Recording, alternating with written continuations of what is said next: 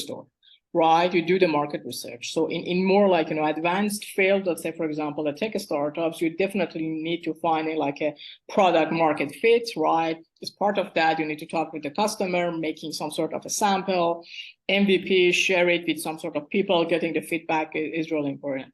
And like you said, you shouldn't really have obsession with, the idea, because the thing is maybe down the road, you're noticing people, they don't like your idea, or maybe you need to revise it. Are you open to revise it? Are you flexible to change it, revise, change, or even you need to forget it?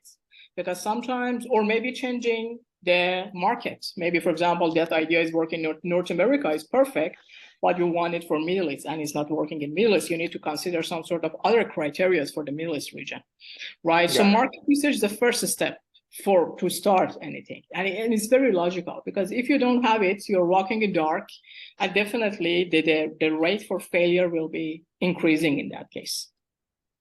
Anything else? How do you want to add for mistakes, or that was the only thing you thought it's the mistake?